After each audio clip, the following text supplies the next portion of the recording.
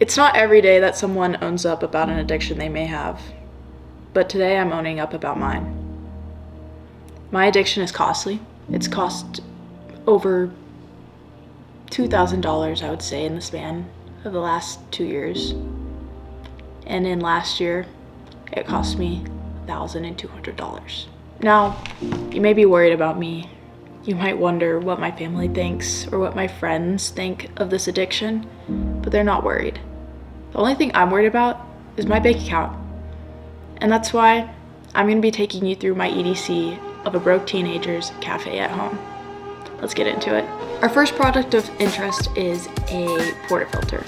Now, you don't need any kind of remarkable portafilter to pull a good shot. While I recommend a good basket and a decent quality filter, you can still pretty much get the same results if you know how to pull a good shot, which there's tons of tutorials online on how to pull good shots, so YouTube is your best friend. Also, most espresso machines, come with a portafilter, so you should be all set.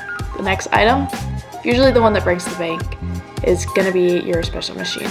Now, my espresso machine is nothing remarkable. It gets the job done. I have ones at work that are well over $5,000, but I'm not making commercial grade coffee at home, and neither should you. My espresso machine, I like it because I think it was around $120. I got it as a gift. I can do 1 shot or 2 shots depending on what filter I choose.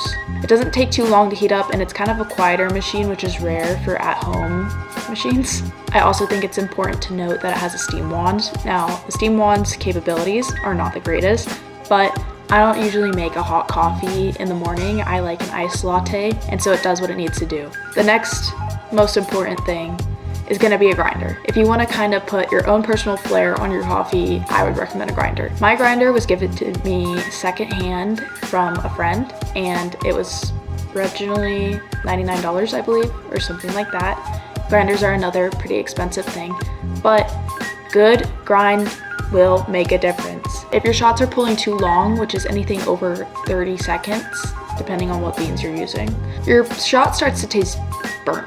I've never had an issue with the grinder that I have, despite the price, and every time I get the perfect grind.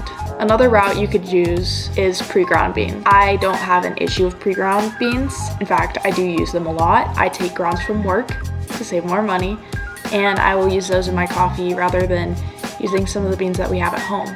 The only issue with this is that you can't ensure the freshness of your beans, and also you don't know how they ground them. So if your machine is a little more finicky and doesn't get along well with the grind size of your beans, if it's too fine or too coarse, then your shots can kind of get messed up that way. So I would recommend you to get a grinder. It doesn't have to be a $500 grinder.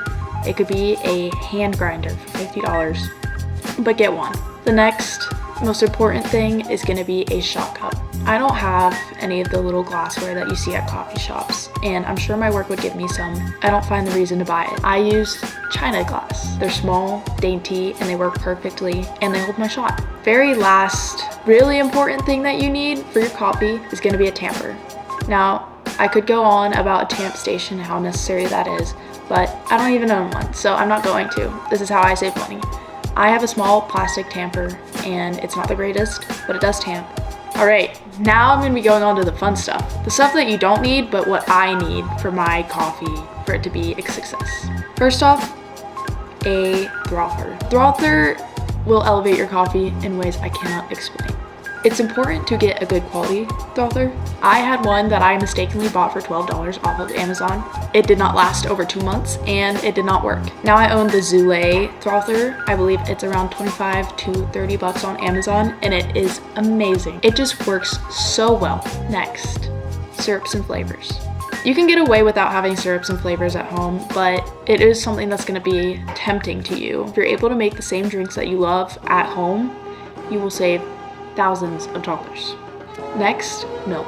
Milk is very important. Depending on what milk you get, it'll steam differently, it'll behave differently, it'll react to the shot differently. I found that the best milk for me is the Califia Barista Edition almond milk. It's thicker than most almond milk, and it has kind of a whole milk texture to it, which I know is weird when you say whole milk and plant-based milk are the same, but they work really well. You may not realize it, but you're not using Almond Bree's standard cartons of milk at a coffee shop. You're using barista blend milks. Next, creamer. Creamer is interesting because if you have syrups, you don't really need it. And if you're making a latte, you're not gonna fill your whole cup with creamer. But if you don't want to spend money on syrups, you still like the kind of creamer taste in your drinks, get a creamer. I found that the best creamer for me is I believe it's Coffee Mate Sweet Cream or something like that. It tastes identical to the Starbucks cold foam, and I frothed it up and it behaves really well. Next, sweetener. Some people will put just syrup or classic syrup in their coffee. Classic syrup is like a cane sugar, if you didn't know. But I have always been a fan of stevia.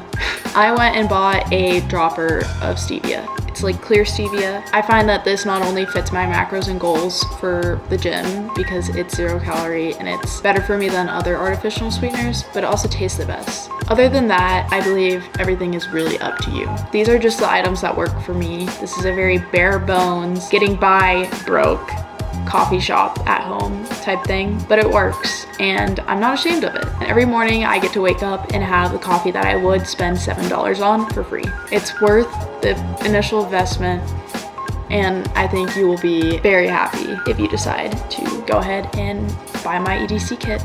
I'm gonna go make myself a coffee because I'm addicted.